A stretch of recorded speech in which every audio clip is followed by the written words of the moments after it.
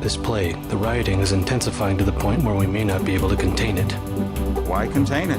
Let it spill over to the schools and churches. Let the bodies pile up in the streets. In the end, they'll beg us to say that. And I think it's really only appropriate that the news also be about the war in Ukraine, because the thing is, most of the key points I'm going to talk about as far as this war is going to be revolving around things that have already happened. And so for the news of the day, I want to just give you guys the latest update on the Ukraine-Russia war, which is the battle over Avdiivka. Now, forgive me if I pronounced that wrong, which I'm fairly certain I did. But this is pretty much where the war is at right now. So we're going to read this article here and see exactly what's going on. So this came from the BBC, and the title is, or the headline is, Ukraine-Russia war, U.S. warns Avdiivka could fall. Okay, so the U.S. has warned, look, this picture here. I would die here. Evacuation angels help frontline towns, last residents flee. Oh, damn. Okay. So the U.S. has warned that Russia could seize Ukraine's key eastern town of Avdiivka, the scene of some of the fierce fighting in recent months. Avdiivka is at risk of falling into Russian control, National Security Council spokesman John Kirby said, citing Ukraine's ammunition shortages. Ukrainian President Volodymyr Zelensky vowed to do everything to save as many Ukrainian lives as possible. Russian troops have made gains in Avdiivka, threatening to encircle it. The town, which has been almost completely destroyed, is seen as a gateway to nearby Donetsk, with the regional Ukrainian capital seized by Russian-backed fighters in 2014 and later illegitimately annexed by Moscow. Russian President Vladimir Putin launched a full-scale invasion of Ukraine on the 24th of February in 2022. And so when you look at the map of Avdiivka, because I've seen it, it looks really bad, because maybe I can pull it up in post-production, but essentially you see Avdiivka surrounded as like the Russian forces are slowly surrounding it. So it's like it would be in the center here, and then the Russian troops are just coming up that way and down that way, almost to the point where they're completely going to circle them. And you get all types of conflicting reports. Like, of course, there's been a lot of criticism, at least from within the alternative media, about the Zelensky regime's conscription policies and how they pretty much has been sending a lot of young men to their deaths. And so apparently, I could be wrong, but you hear things like they're told not to retreat, even though it's looking worse and worse. So essentially, once they get fully encircled, they're going to have no choice but to either surrender or to fight to the death. And so it continues and says, at Thursday's briefing in Washington, Mr. Kirby said Avdiivka could fall largely because the Ukrainian forces on the ground are running out of artillery ammunition. Russia is sending wave after wave of conscript forces to attack Ukrainian positions, he said. And because Congress has yet to pass the supplemental bill, we have not been able to provide Ukraine with the artillery shells that they desperately need to disrupt these Russian assaults. Russian forces are now reaching Ukrainian trenches in Avdiivka, and they're beginning to overwhelm Ukrainian defenses. Earlier this week, the U.S. Senate approved a $95 billion foreign aid package, including $60 billion for Ukraine after months of political wrangling, but it faces an uphill battle in the House of Representatives. So this has been a much contested thing as far as like how much money we've been sending to the Ukraine, because, popular belief from the very beginning has been that the Ukraine just doesn't have a chance of beating Russia. And you see a lot of different propaganda, and we'll talk more about this later. But it's known that in the Ukraine, they treat their casualties as a government secret. So they don't ever put out official numbers of their deaths. But it's estimated that they've had to have lost a lot of soldiers, because obviously they haven't been able to repel the Russian army yet. A lot of people have criticized Vladimir Putin and the Russian army because this wasn't supposed to be like some long drawn out war, but they're still there. But the thing is, typically speaking, if somebody is invading your country and they're digging their way deeper and deeper into it, that's usually not a good sign. And in order to properly defend yourself, like if they're still advancing, you're probably losing a lot of soldiers. It kind of reminds me a little bit of when Germany invaded Russia in World War II. Now, eventually Russia was able to just outman Germany and repel them, but not without taking a ridiculous amount of losses. I think the Russian army lost way more than the German army. But I can't say for sure because I'm not there. I'm not on the inside. But based on everything that I'm seeing, and when you look at like Vladimir Putin's body language, whenever you see him, he just seems so relaxed, like he knows what he's doing. And then when you see Zelensky, he looks stressed, he looks desperate. And just based off the vibe of the two sides, it's like I'm definitely in agreement with the idea that I just don't think the Ukraine is going to be able to win this war. And that's why a lot of people think just sending them all this money is a waste of time. You're sending them billions of dollars for a war that they're probably not going to win. And that's what they mean when they say months of political wrangling. Because this is a hot topic over how much support should we really give to Ukraine at this point. And it continues, Ukraine is critically dependent on weapon supplies from the U.S. and other Western allies to be able to continue fighting Russia, a much bigger military force with an abundance of artillery ammunition. NATO Secretary General Jens Stoltenberg warned on Thursday that the U.S. failure to approve continued military assistance to Ukraine was already having an impact on the battlefield. I gotta be honest, I kind of hate talk like that because it puts the responsibility on the United States. When at the end of the day, the responsibility is on the Ukraine to defend itself. It's like, look, if you want to support Ukraine, that's on you. But I don't like this kind of rhetoric of, well, it's your fault. It's the United States' fault. No, it's not really our business. We made it our business. If you want to just say, okay, I want aid, cool. But I don't like the shaming language here of making it our responsibility by default.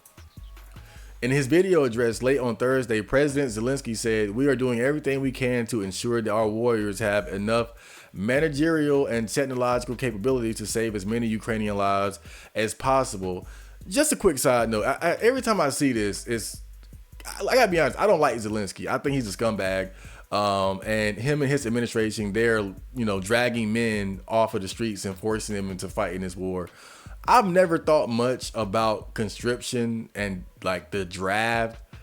It's one of those things that I knew exists, but not something I ever really thought deeply about or worried about. But seeing it in action, when you see these videos of men literally being dragged off the street to be forced into a war that they know they can't win. Most people know they can't win, and recently the recent video I saw was like a whole village of people fighting off the press gangs or, the military personnel that come to, force people to fight.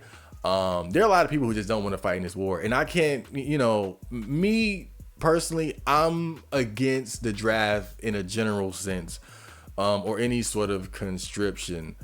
I can understand the sentiment of, if you believe in your country and you want to fight for it and you have other men that aren't willing to fight, I can get that, but still, to force somebody to fight in a war against their will, I think that's a serious conversation that we as men need to have.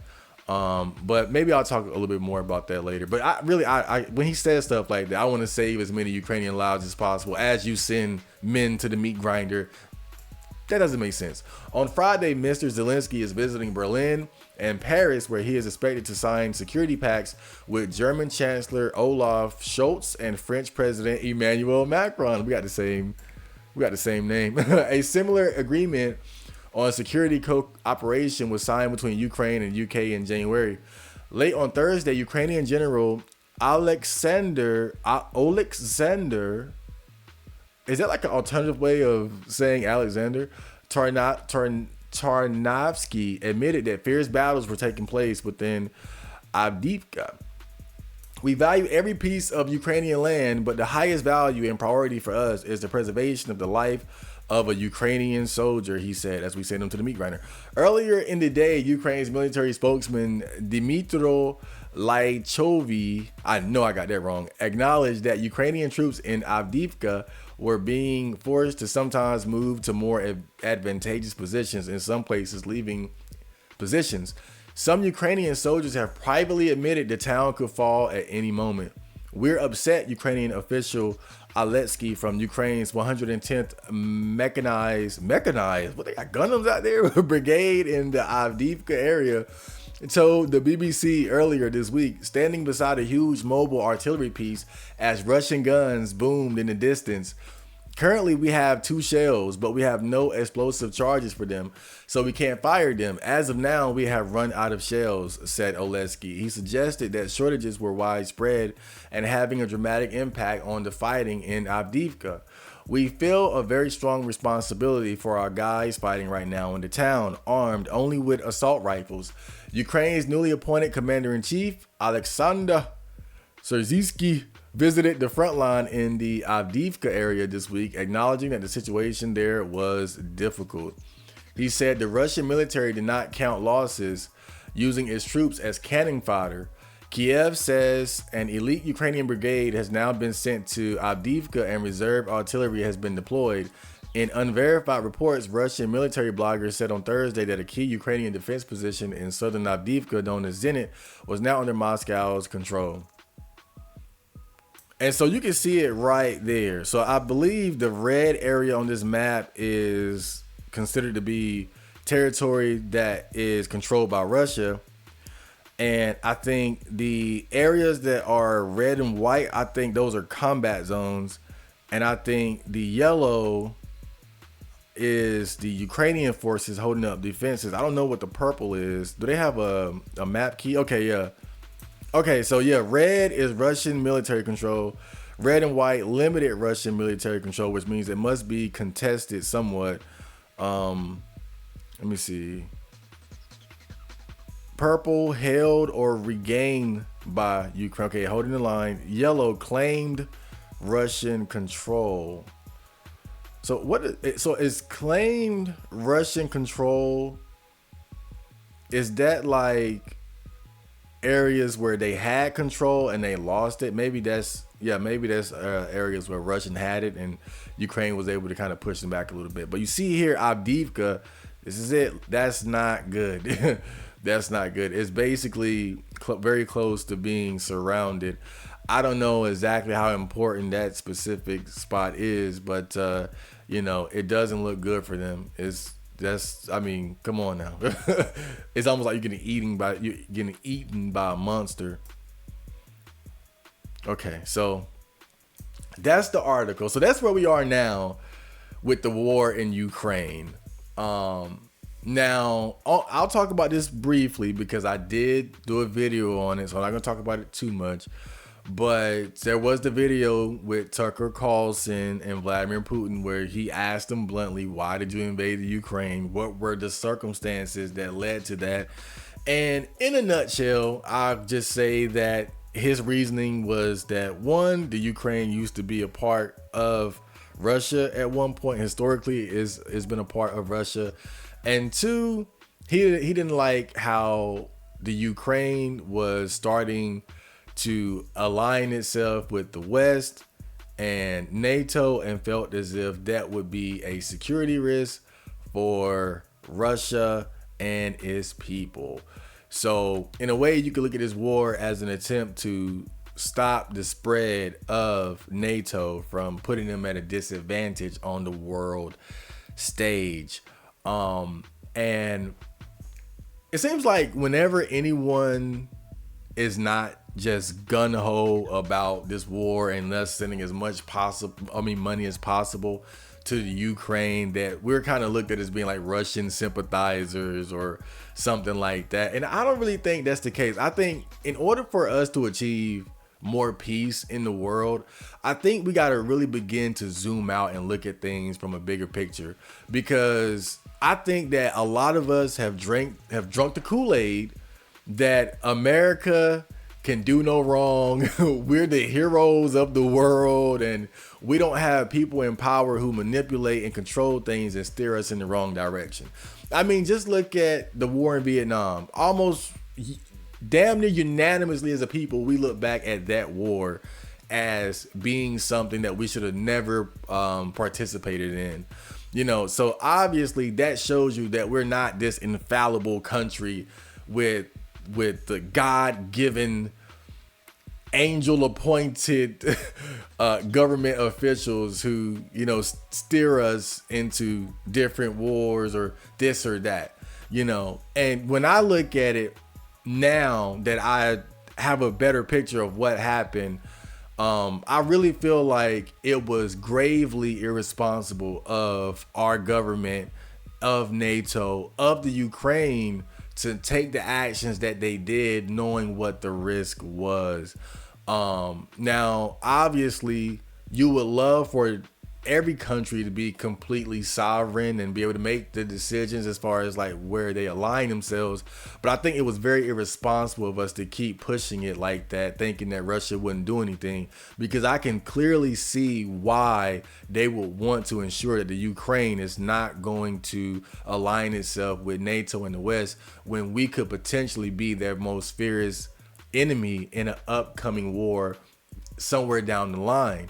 You know, and I feel like looking at it from the Russian point of view, I think this was an act of trying to get ahead of being put at a potential disadvantage later down the line. So I get it strategically. Just like what we did when it came to Cuba with the Cuban Missile Crisis. Luckily, we were able to avoid war there, but we got very close to getting into war because Cuba aligned itself with Russia. We didn't like a country close to us, Cuba, aligning itself with a potential enemy, which was Russia, or I believe was the Soviet Union at the time, or USSR. They had so many damn names. But I'm just saying, I can see it from their point of view. We as Americans, we are not the main characters of Earth. And that's one thing that we have to realize. We can't just go around poking our nose everywhere and doing anything that we want to.